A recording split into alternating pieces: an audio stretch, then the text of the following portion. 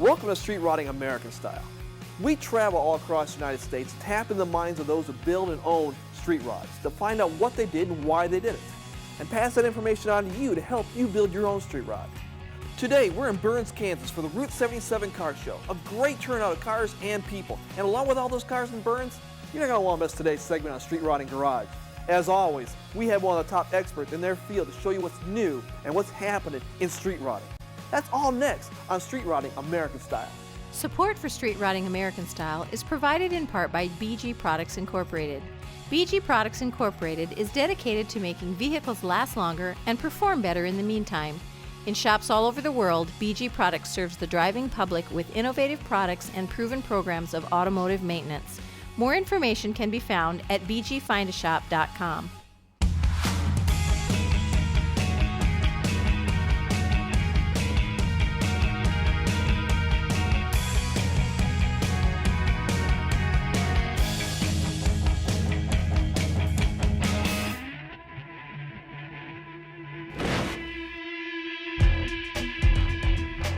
Ray, tell me what we're looking at right here.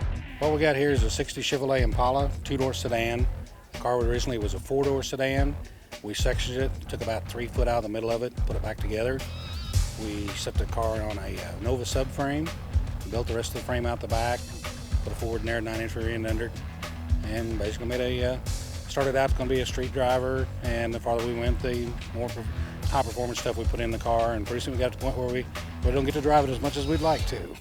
So when you first got this car, you did not plan what you ended up with right now at the very beginning, did you? Oh, no. We weren't going to have near as big a motor in the car. What made you go with a bigger engine than a mild engine? I had a friend of mine that had a blower on a 40 Willys coupe, and he brought the blower up one night and sat on the block that we had in it, and seeing it sitting on there made the decision we was going to go with the blower. So, would you recommend a blower to anybody else? After having one, yes, everybody. Why is that? The response to the acceleration on the car is improved dramatically. Plus, they're just neat looking. When you go with a blower, you got to change the modifications of the engine, don't you, than a normal engine? If you're going to do much performance racing with one of them, you've got to put bigger rods in them, better cranks, 4-bolt mains, balance them, blueprint them. A lot more goes into it the more performance stuff you put on them. What's the highest compression you can go on a piston like this? These you can start at, when the first engine we put together, we started out about 6-to-1. This engine, when we put it together, was 8.25-to-1, flat tops. But then, like I say, as you spin the blower, the more compression builds up in it. So you keep lower compression pistons, then it makes them easier to start.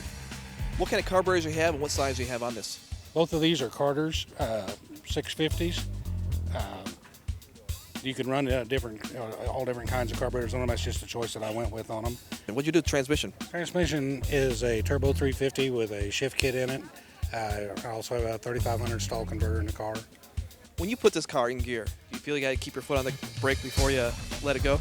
Just for safety purposes, yes. But is it kind of fun to feel that lurch, when you have your foot on the brake and all of a sudden the engine kicks in? Oh yeah, it does your heart real good. A lot of good. This is where you get rejuvenated or go back in time. Yeah, this is my therapy. This can put you back to 21 years old in a hurry. What have you done to this body? Basically, we just cut the car in half and took about 3 foot out of the middle and brought the car back together. The doors, you have to take the front half of the front door and weld it onto the back half of the back door. The purpose of that is to keep the body line on the door jamb all in perspective. So you knew you wanted to section this when you got it? Oh yeah, that was the purpose behind it. Yeah. How about the tubbing? Was that also planned? Oh yes, yeah. How much did you tub it? I think the tub's in there probably about 28 inches wide, I believe. It's got a forward and air 9-inch. I think the rear end is about 4 foot wide. What about the gearing? What's the gearing in the rear end? The rear end is a 456 Detroit locker rear end.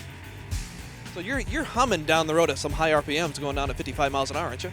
Oh yeah, you're pretty high RPMs with it. I don't know exactly what they are, but pretty high, yeah. Any new plans for this thing coming up? Because you've already done a lot to this, but what else can you do to this? Well, this winter we're going to go in and change camshafts in it, put a different cam in it, see if we can get a little better pull on the top end with it. There's a good possibility we may put some nitrous on the car later on. Basically didn't build it to race, basically we built it to have fun with, but the more you put in it, the more fun you can have too. So we'll find out later on this afternoon how much. What do you mean this afternoon? What are you going to do? Oh, we just like to leave the shows with everybody remembering we left. That's all that needs to be said. Need to be said. What was the first thing you do to a car when you restore it? You look at the wheels, you look at the tires, you build around the tires, you build around the engine. What do you build around? See what you got to begin with, what the body shape is like, how much rust in the car. Have a plan what you're going to, how you're going to drive the car. If you're going to race it, if you're going to drive it on the street, how much money you want to put in the car, how big a time factor. If you're in a big rush, has a lot to do with how you build one. What about the stereo? Do anything to the stereo? Can't hear it for the headers being open all the time. You run open headers? They're open now. So you got people looking at you with the open headers and the fact that it's a sweet looking ride. Oh yeah, it's awesome with the headers open on it. It's not near as much fun with it capped up. What have you done to the interior? The interior was a set of 67 Pontiac Firebird seats, and then Rick's Upholstery and Augusta did the rest of the interior. We had the roll cage built and put in the car, and then Rick went in and done the interior and built the interior around the roll cage that was in it. Pretty tight quarters to get in there and work, but did a fantastic job. I'm sure there's intricate details about the car that people don't even notice that you wish they did notice. The glass etching in the back quarter glasses. What'd you do there? It says altered identity. Very few people ever see that. Ray, I want to ask a favor. Can you start this bad boy for us? Oh, yeah.